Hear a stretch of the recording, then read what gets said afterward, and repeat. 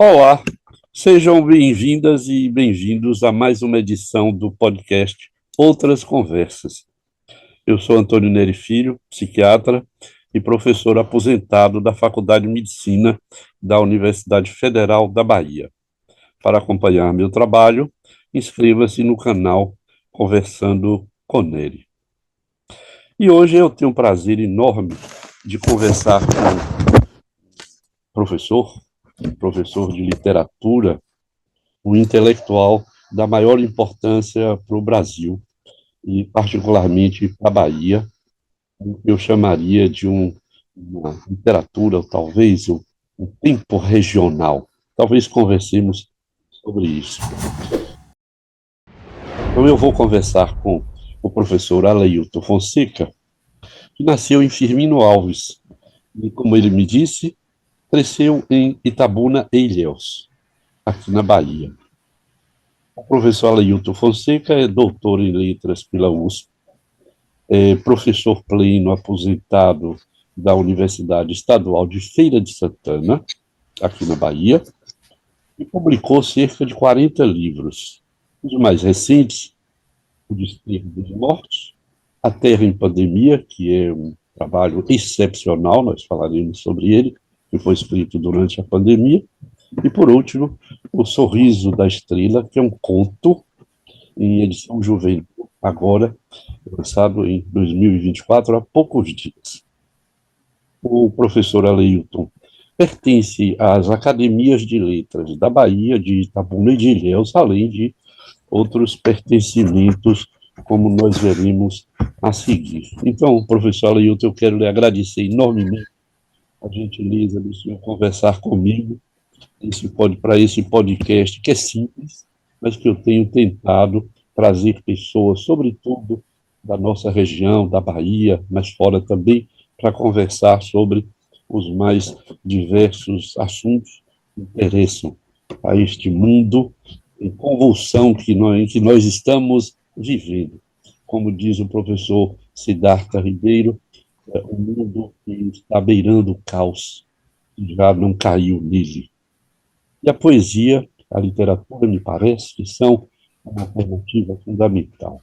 Mas antes da gente conversar sobre o seu trabalho, eu lhe perguntaria, além desses títulos, quem é o professor Aleilton Fonseca? Olá, meu caro Antônio Neri Filho. É uma oportunidade muito especial conversar contigo.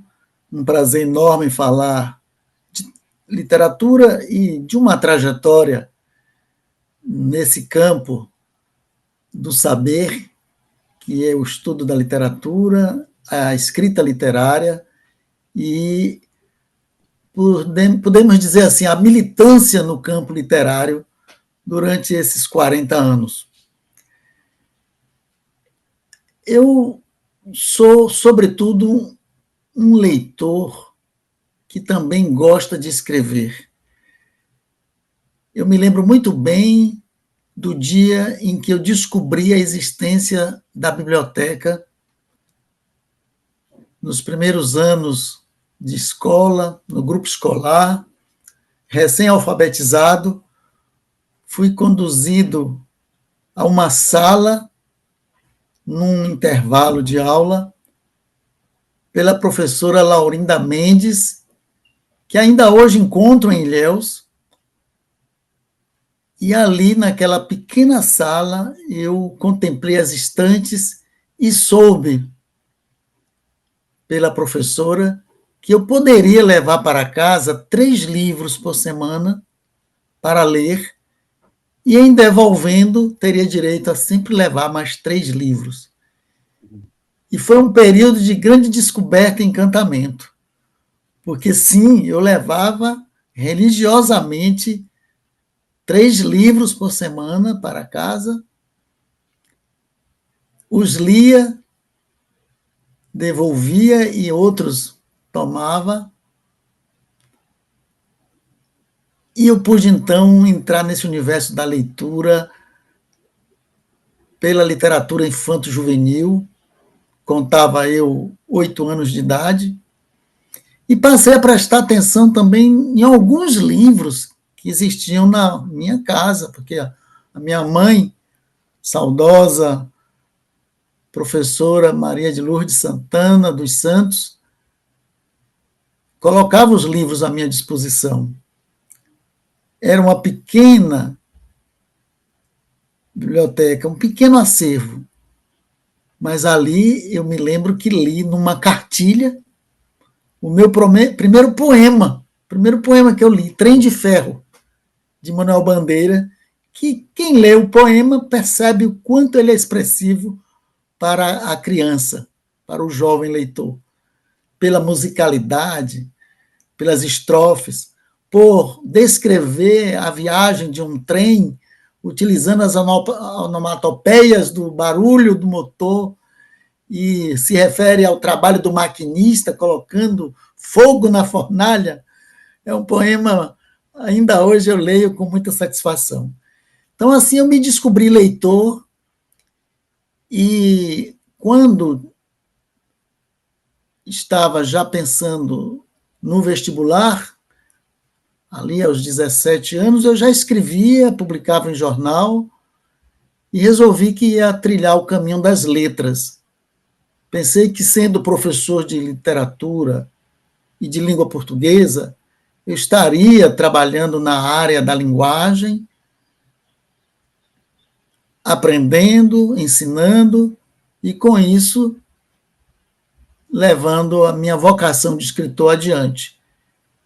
Posso dizer hoje que a minha escolha deu certo, porque o professor cumpriu uma carreira, faz 5 meses me aposentei, depois de 42 anos de trabalho em sala de aula, dos quais 40 anos na universidade,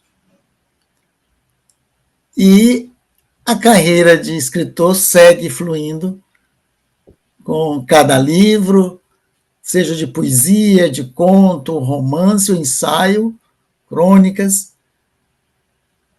Nós vamos, então, trabalhando pela literatura, dando uma contribuição pessoal a um vastíssimo campo de obras e autores que formam este universo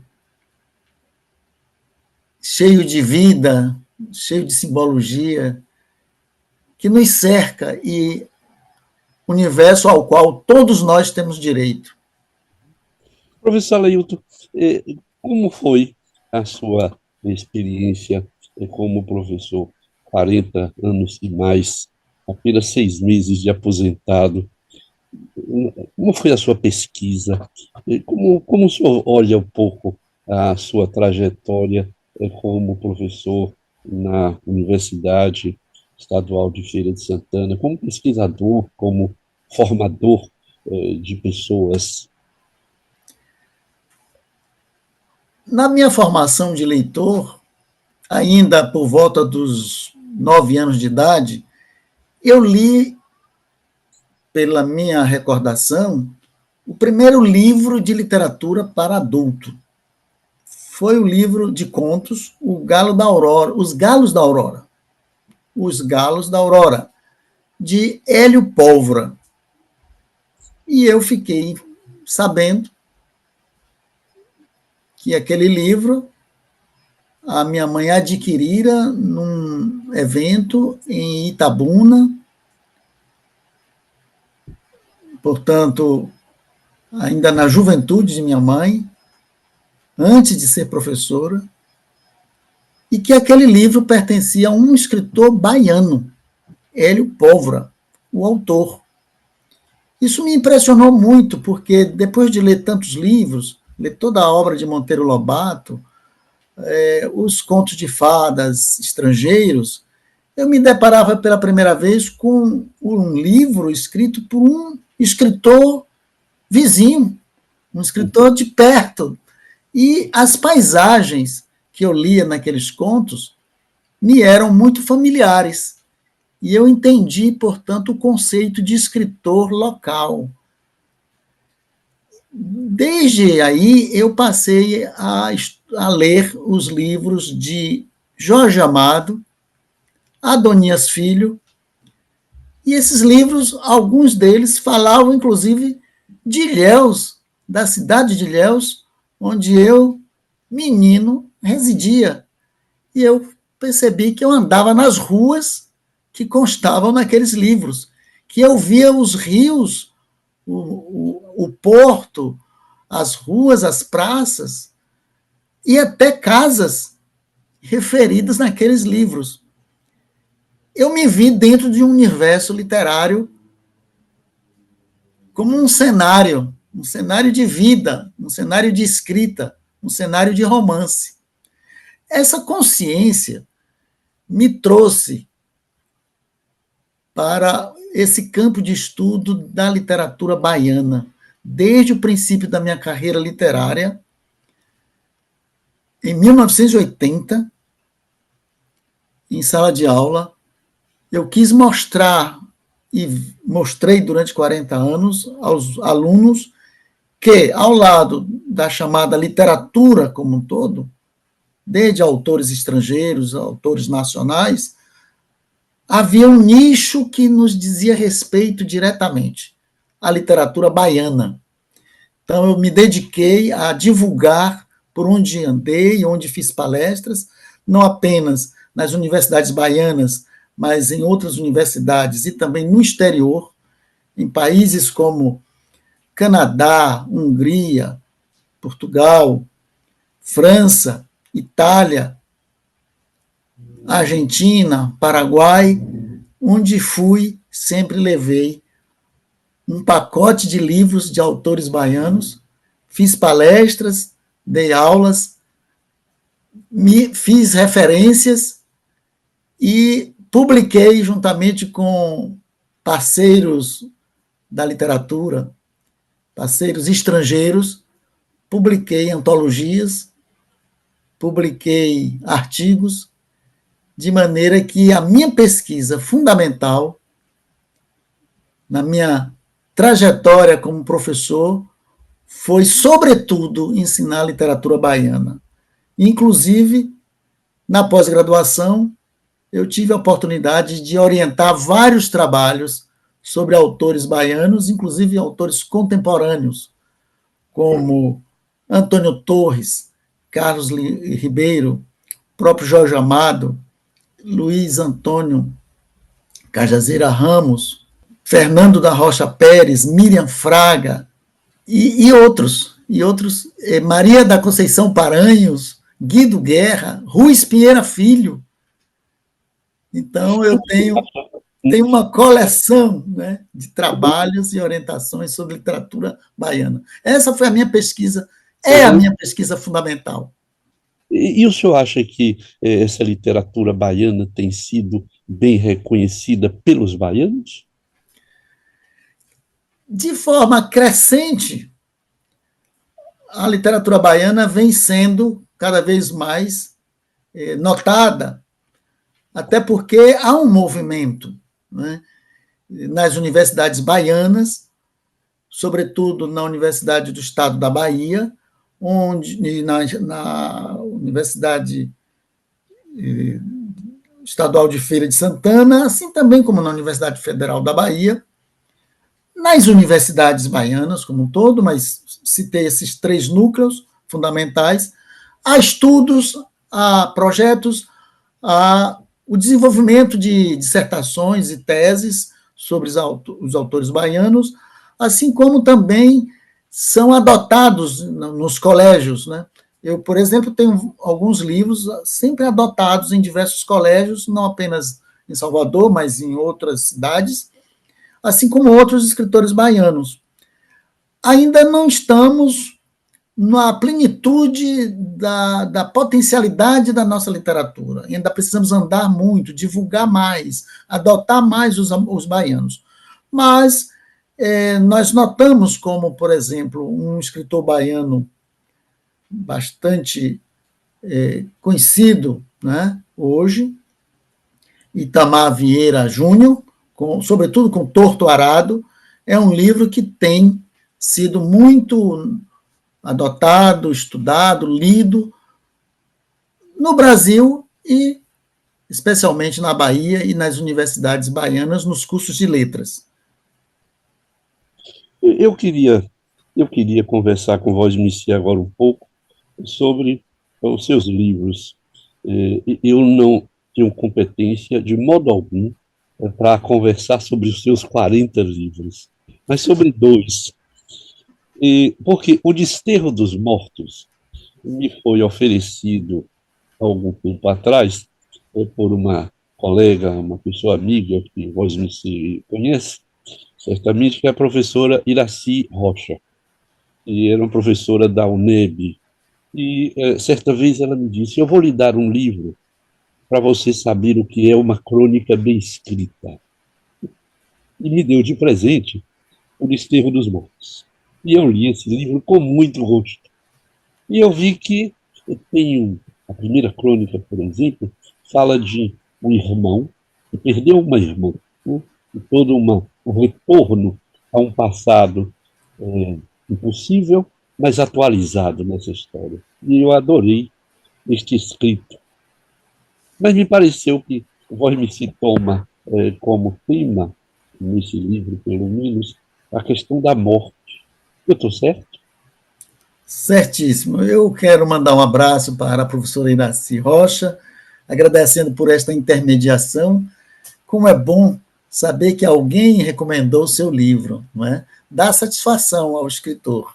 E esse livro é marcante na minha trajetória, porque é um livro que, lançado em 2001, está na quinta edição, com várias tiragens, e tem sido com grande frequência adotado nas escolas, pelo que traz de narratividade, porque são contos que trazem situações de vida em que as personagens relatam algum momento de perda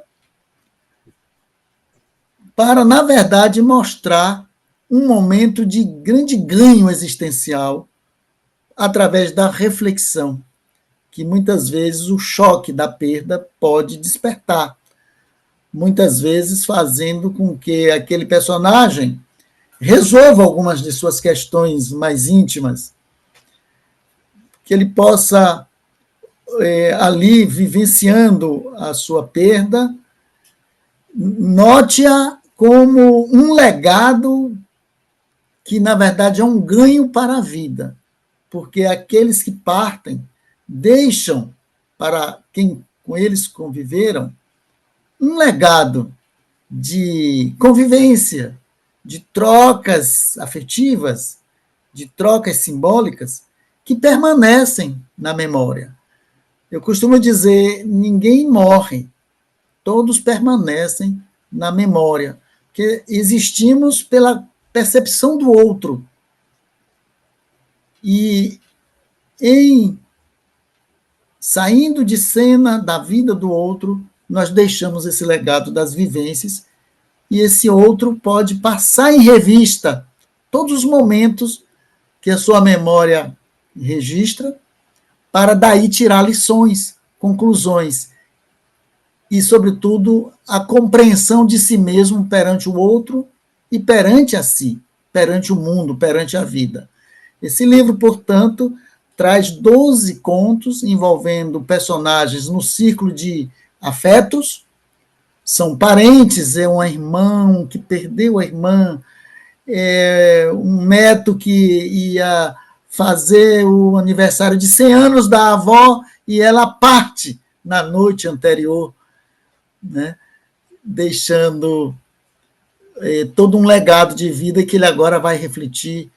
É um filho que procura, através da memória da mãe, saber quem era o seu pai, e a mãe lhe dá, no leito derradeiro, lhe dá as pistas fundamentais para ele adquirir este saber que ela teria negado durante toda uma vida. Minha mãe, quem é o meu pai? Ela dizia, você não tem pai. Mas na hora derradeira, ele já não pergunta nada, mas ela nota o seu pranto e diz, meu filho, você tem pai. E isso o redime de toda uma falta, isso preenche o seu coração, e ela se vai, mas deixa nele essa afirmação que leva-o a refazer toda a sua trajetória de vida, né? Repensando-se e, enfim, vai encontrar a memória de quem foi o seu pai. Então, são histórias como estas, inclusive o Sorriso da Estrela, que foi mencionado, acaba de ter uma edição que é uma homenagem ao leitor jovem, porque este conto, que faz parte do livro Desterro dos Mortos, frequenta muitas escolas e, invariavelmente, os alunos, os estudantes, se interessam muito especificamente por este conto, entre outros, e fazem perguntas muito profundas. Eu notei, assim, que os jovens querem falar, sim, de morte, que esse tabu, que é falar da morte para jovens, está mais na cabeça dos adultos, que querem, talvez,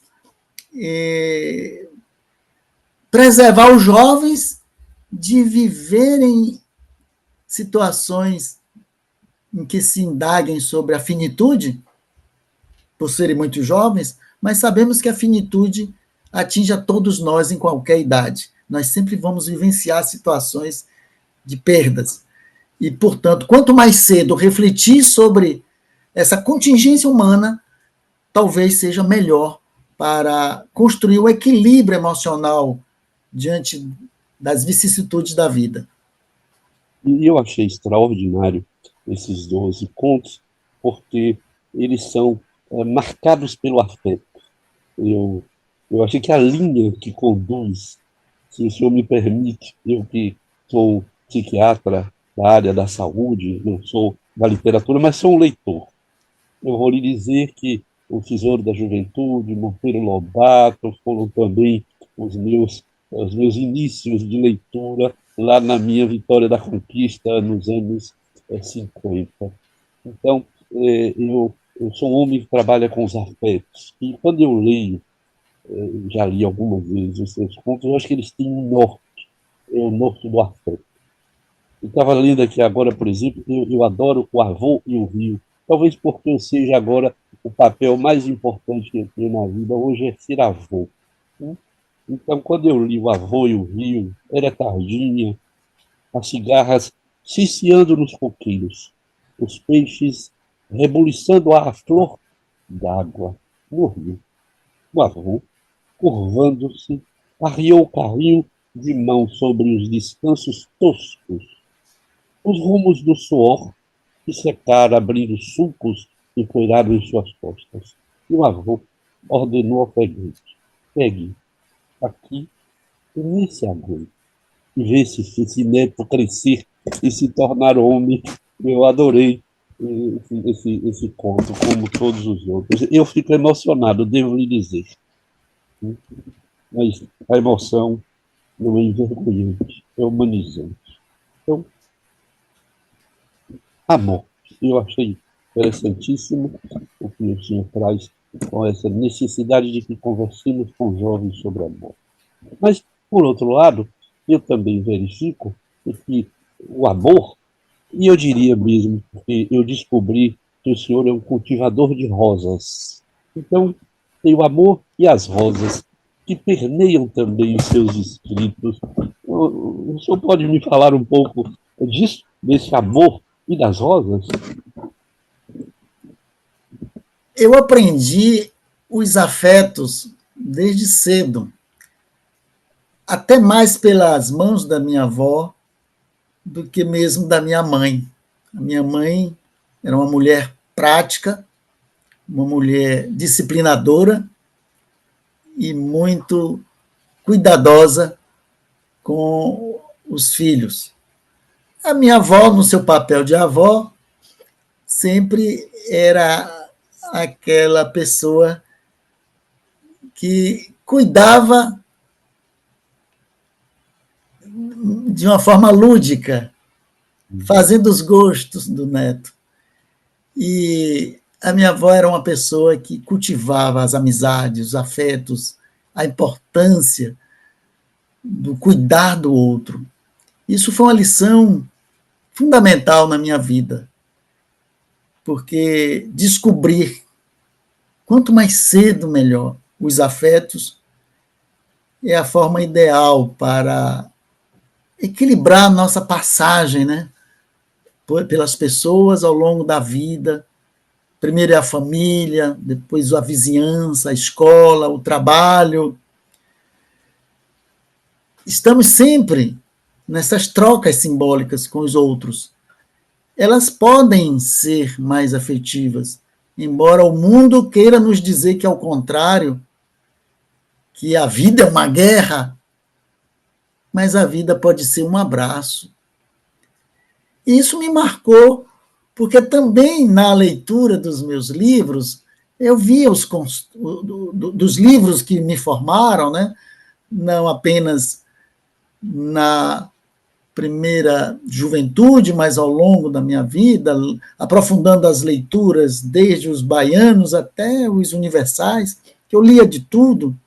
Então, muito jovem, eu já lia Machado de Assis, lia Victor Hugo traduzido, e clássicos traduzidos, que eram muito publicados nessa época, e eu sempre via como, às vezes, o grande problema na vida das personagens estava ligado a como administrava os seus afetos.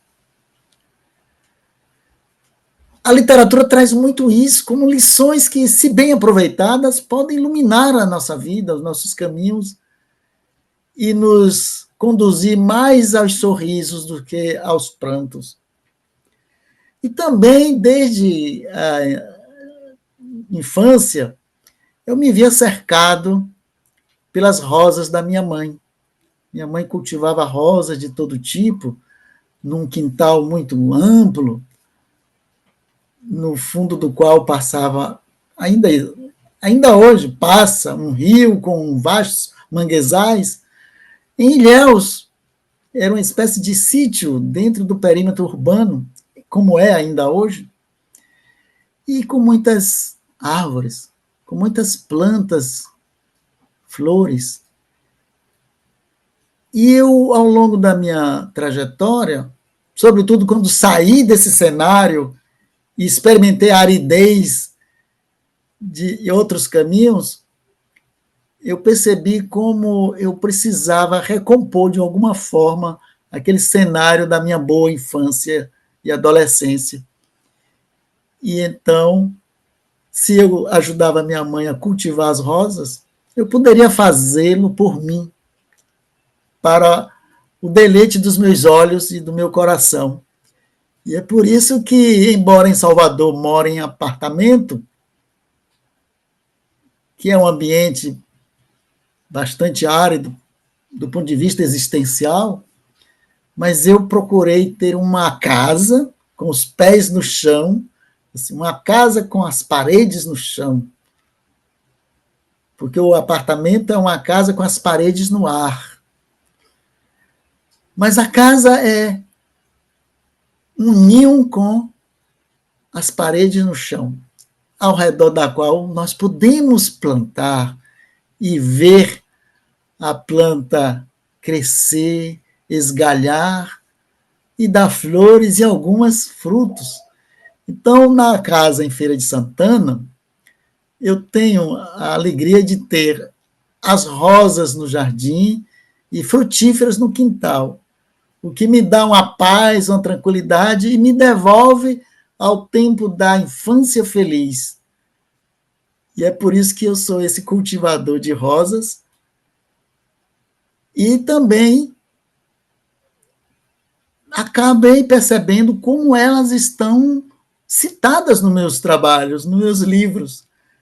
As rosas e os rios da minha infância desabrocham e correm nos meus textos. E as pessoas notam isso. Você não apenas planta rosas, mas você escreve sobre elas, faz poemas, haikais, aparece nos seus contos, nos seus romances, sempre tem uma roseira, sempre tem rosas. E eu digo, pois é, não foi algo premeditado, foi muito natural. Então, os afetos e as rosas casam muito bem. Porque eu vou lhe provocar novamente um pouco sobre o amor, né? Essa palavra ficou meio gasta. As pessoas. Uma vez eu vi um filme que as pessoas, duas personagens, e uma pergunta a outra: Você me ama? E a outra responde: Eu lhe amo. E eu achei que ali não tinha amor. O amor era para além dessa manifestação. Eu te amo e eu também te amo. Os americanos, a língua inglesa diz muito isso. O senhor sabe, I love you, e o outro responde, I love you. E eu acho que isso é como disse isso, olá, olá, e gasta um pouco o amor. Mas eu penso no amor noutra dimensão, no amor que implica o reconhecimento pelo outro, ser reconhecido pelo outro. Portanto, nós nos reconhecemos no amor do outro, poderia formular desse modo. E o Senhor transita entre esta experiência extraordinária que é a da expectativa da morte, e no amor. Eu pensaria aqui em Eros. Me permita, outro dia eu conversava com meus alunos e eu disse: nós não morremos em Thanatos, nós nascemos em Thanatos e morrimos em Eros. Isto é, nós nascemos para morrer, mas vivemos no amor. E chegamos à morte pelo amor, pela vida, como o senhor coloca, e eu achei isso extraordinário. E aí eu queria lhe ouvir um pouco mais sobre esse amor que o senhor põe nos seus livros, né? Essas referências amorosas, para depois, então, a gente conversar um pouco sobre esse poema épico. Eu considero, não sei se o senhor considera que o seu A Terra em Pandemia é um poema épico, extraordinário. Não sei se o Brasil tem lido como merecia ou como merece esse seu texto. Mas, enfim, o amor e depois a pandemia. Eu acredito nesta energia, né, que nos faz notar o outro como a nós mesmos, né, e cuidar do outro como a nós mesmos, né. Esse conceito de amor pode se ampliar em todos os sentidos do cuidar do outro como a si mesmo. E este amor, ele não se traduz por palavras, e sim por gestos. Por isso, às vezes, pode ser uma palavra vazia, ou apenas burocrática, ou apenas para satisfazer o protocolo, né? Eu te amo, você me ama, eu te amo. Mas a verdadeira linguagem do amor está nos gestos de um para o outro, do outro para o um, a reciprocidade. Até porque nessa magia da troca afetiva mais intensa, que chega desde o cuidar, né, até o desejar, né, chegando o amor, né, de Eros, é uma parceria de afetos, que não havendo a parceria, o vetor do sentimento se perde no seu objetivo e se torna não o amor pleno, mas, o desejo frustrado. Né? Então, só é plenitude o amor correspondido, o amor que vai e volta, o amor que só vai, ou que só vem, ele é incompleto, ele adoece. Portanto, esse amor em plenitude, às vezes, é difícil se instaurar, é difícil encontrar e é difícil manter, porque o mundo, a vida, é cheio de distrações que tentam o amor, mas buscá-lo, compreendê-lo, construí-lo, tudo isso são gestos de quem, compreendendo a necessidade de amar e ser amado, por assim dizer, ajuda o amor a existir. O amor não existe por si só, ele precisa muito de ajuda. E a gente precisa educar os nossos sentimentos para perceber a manifestação desta flor. Se o amor é um botão que está começando a desabrochar, ele precisa do olhar, ele precisa ser fertilizado, ele precisa ser regado, ele precisa ser cuidado. Então, quando as pessoas dizem, numa metáfora bastante corriqueira, de que o amor é uma plantinha frágil que precisa ser cuidada, isso traduz uma grande sabedoria, né? Simples, popular e verdadeira. Sim, e o amor é uma plantinha, às vezes rara, sempre frágil, que precisa de muitos cuidados. Mas, às vezes, as pessoas descobrem isso muito tarde, ou nunca descobrem. E o amor passa por elas, elas não percebem. E o amor dá um sopro no coração, mas elas se recolhem. E deixam, às vezes, de encontrar, e se queixam por não encontrar nos outros o amor que deseja, porque talvez não soube encontrar em si mesmo a chave para decifrar esse grande enigma tão fundamental nas nossas vidas. E eu concordo plenamente com o senhor. Eu acho que as pessoas buscam o amor de um modo muito cego. Às vezes ele está aí. Agora, eu estava pensando, professor Aleilton Fonseca, nesta sua fala, neste livro, A Terra e Pandemia, porque eu acho que ele é um livro que trata da vida falando da morte. Eu ia até lhe perguntar quantos versos são, porque ele foi escrito, esse livro, durante a pandemia. A Terra em Pandemia como título, mas como subtítulo, Poesia, né? E ele é todo escrito, são 5 partes. O principal é todo em versos. Me conte um pouco como foi essa experiência amorosa durante a morte de tantos e tantas. Este livro, A Terra em Pandemia, é formado por 60 estrofes de 10 versos. São 600 versos, com 60 notas de rodapé. É um poema que me surpreendeu quando se me apresentou num momento muito difícil para todos nós, seres humanos, no auge da pandemia, presos em casa, sem poder encontrar as pessoas, nem sair às ruas, com toda a cautela necessária para evitar abrir a porta à morte impiedosa.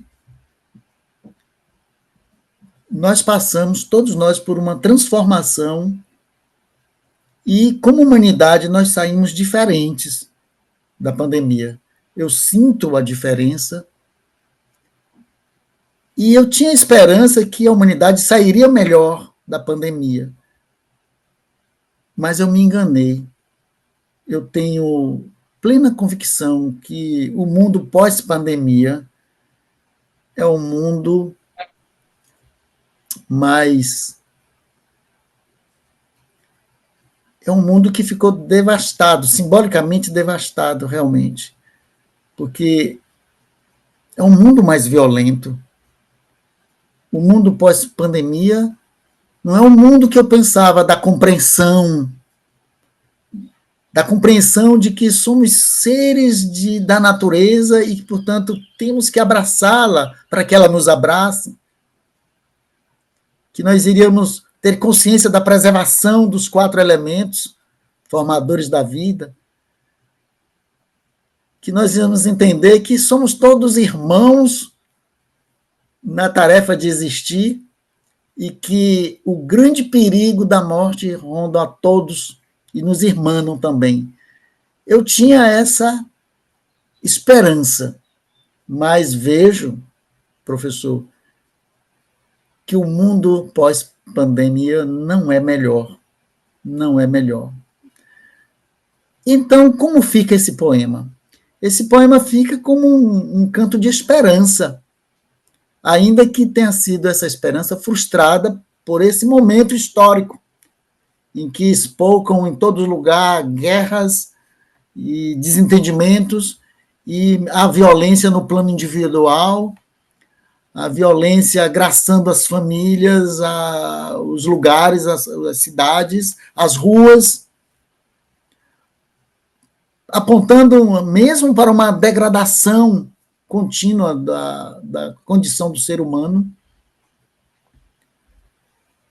Mas esse poema, e isso é uma prerrogativa da poesia, ele é um momento de reflexão, desde uma visão geral da trajetória da humanidade, até a esperança de que, assim como a humanidade tomou consciência de sua finitude enquanto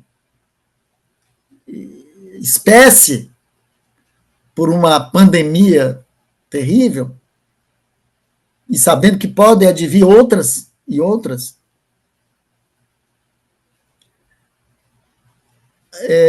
que essa humanidade possa ter a centelha da compreensão de si mesma, de seu papel no universo, no mundo, e nas suas relações com o oikos, na sua relação com Gaia, a mãe natureza que nos envolve. Né? Única divindade concreta é a natureza. Todas as outras inventamos para nos divertir em alguma coisa ou nos contentar. E perdemos a dimensão da única deusa que realmente nos abraça, nos mantém, mas também que pode desistir de nós, humanidade. Ou como o senhor disse há pouco, a natureza é uma mãe que pode ser severa. Pode ser severa. E ela sabe ser severa por uma necessidade dela. Então, às vezes, eu reflito sobre isso. É a natureza mãe que nos deu a vida a partir de uma mera hipótese, né? E transforma uma mera hipótese numa realidade concreta chamada ser humano, dotado de capacidades incríveis de autoconsciência, de transformação, e com uma capacidade imensa de transformação para melhor, mas que faz escolhas muito contrárias a esse princípio da vida, muito contrárias ao princípio do equilíbrio, muito contrárias ao princípio de que somos todos oriundos de uma mesma centelha de vida e, portanto, formamos todos, seres humanos, um corpo, o corpo chamado humanidade. E cada um somos a célula desse corpo, mas que é um corpo que está irremediavelmente enfermo e que sabe qual é a sua cura, mas que não atingiu ainda a consciência de que a cura está em si, no seu poder coletivo de transformar para melhor, de preservar a vida, de cultuar a natureza e cultivá-la. E é interessantíssimo porque se vida temos todos, nós humanos sabemos que temos vida. Nós podemos pensar sobre ela, e é interessante porque somos aqueles que podem pensar sobre sua morte e, portanto, reconhecer a sua vida. E mesmo assim, nós caminhamos desse modo muito complexo, muito, eu diria, desarvorado, muito, eu não sei se diria sem rumo.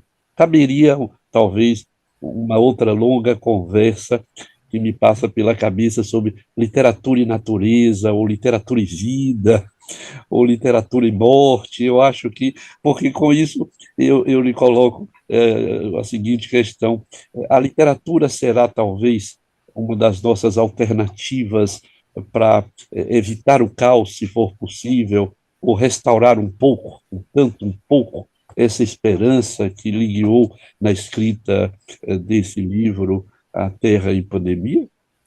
A literatura. Acredito piamente nessa tese, porque venho ao longo, já posso dizer, de algumas décadas, 4 décadas, falando aos meus alunos, levando textos que trazem essas questões e falando nas minhas palestras para os jovens que as artes, em geral, inclusa a literatura, são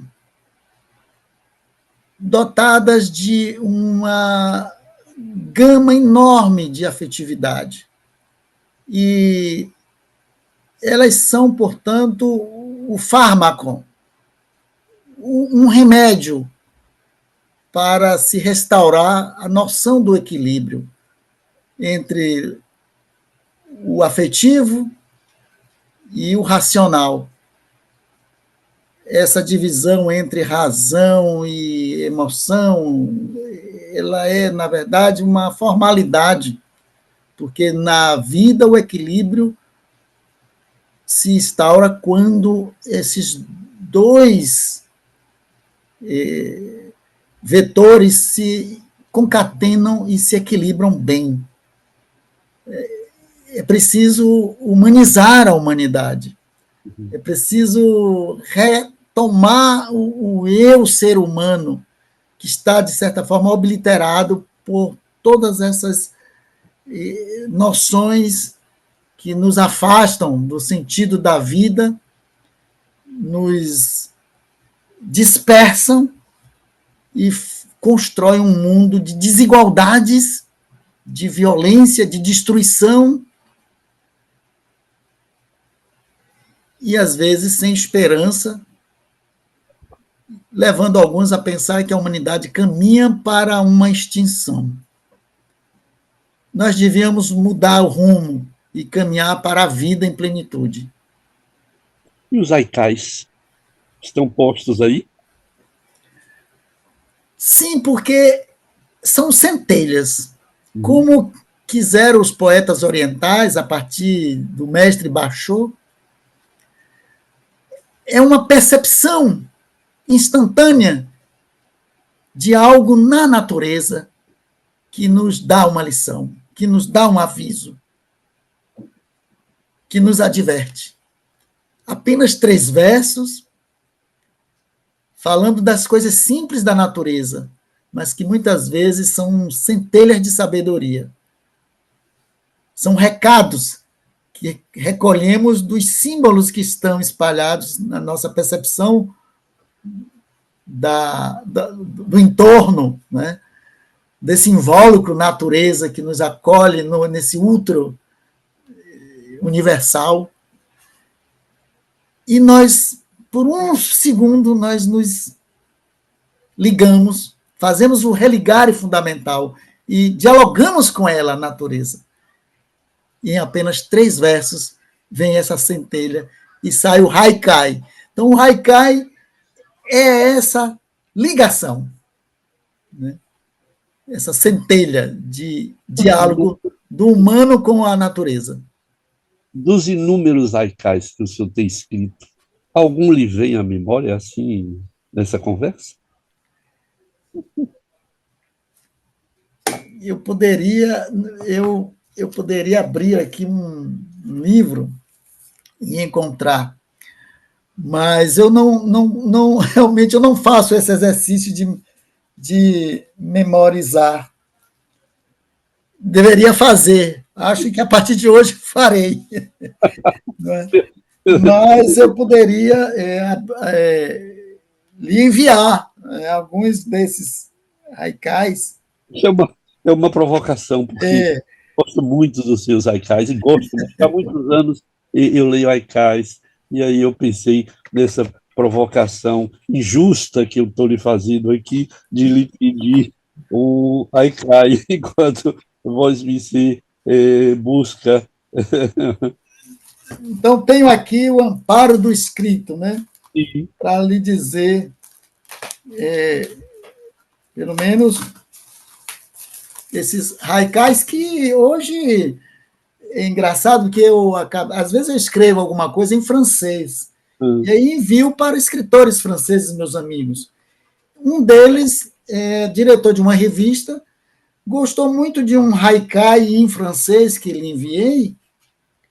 É claro que quando escrevo eu tenho a parcimônia de submeter a um amigo tradutor para que veja se tem um palpite, se corrige alguma coisa, e envio. E o editor gostou tanto que me disse, por favor, envie 10 haikais em francês para eu publicar na revista.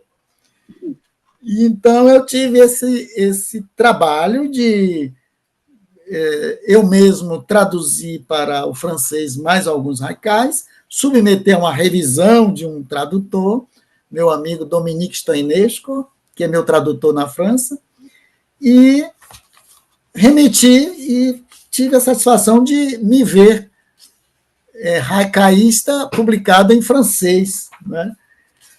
Eu diria aqui, 3 haikais que eu chamo de haikais florais, que estarão num livro que devo publicar no primeiro semestre do ano que vem, os haikais do meu jardim. Florais da palavra, os haikais do meu jardim, o sol lavra em mim. A mais tenra flor, na sua efemeridade, amor sem idade. Rosa, alguém pintou a forma tão caprichosa com sangue de amor. Professor Aleilton Fonseca, eu estou lutando com um grupo de pessoas para restaurar aquela igrejinha do Rio Vermelho, a igrejinha de Santana, aquela original. Maravilha. Se isso acontecer, eu vou lhe oferecer um espaço e um momento para que o senhor possa regularmente conversar conosco sobre literatura, e sua publicação. Fica o convite promessa. Convite promessa. Se nós conseguirmos, como estamos pensando com a Prefeitura de Salvador, restaurar aquele maravilhoso espaço do Rio Vermelho, nós faremos isso. Mas eu queria lhe agradecer enormemente essa conversa. Não sei se as pessoas vão perceber a minha emoção em determinados momentos da sua fala. Eu queria, então, encerrar essa conversa nossa lendo 2 poemas seus. Um me foi mandado porque eu pedi à nossa amiga Iraci Rocha, eu disse, Iraci, me diga uma poesia aí que você gosta muito do professor Ailton. Aí ela me mandou, mas eu fui procurar nos meus papéis e achei uma outra poesia que eu gosto muito. Então vamos lá. Em agradecimento à sua generosidade, eu queria ler o manifesto, é uma. Se contenho o impulso da minha palavra, não sobrevivo à mudez. Palavra é vida. Se as mãos capitulam às amarras do dia a dia, sangram ante o fio do cutelo. Mãos atadas, mãos decepadas. Se as veias não veiculam a brasa do sentimento, sucumbem ao gelo da vida pedra. Nada mais resta senão fazer-se vida. Essa foi a poesia que Iraci me mandou. Mas eu gosto muito desta aqui. Um rio nos olhos. Um rio nos olhos me percorre em fios salobros, ribeirões em mim. Pode um homem conter um rio? alguns contêm. Eu o deixo fluir, e ele não cessa de renascer em mim. Obrigado, eu acho que essa conversa nossa me fez renascer muitas coisas, e eu acho que vai fazer renascer muita coisa em muitas pessoas. Obrigadíssimo, professor Aleilton da Fonseca. Foi um prazer. Um grande prazer, eu que agradeço, com flores e poemas. Obrigadíssimo.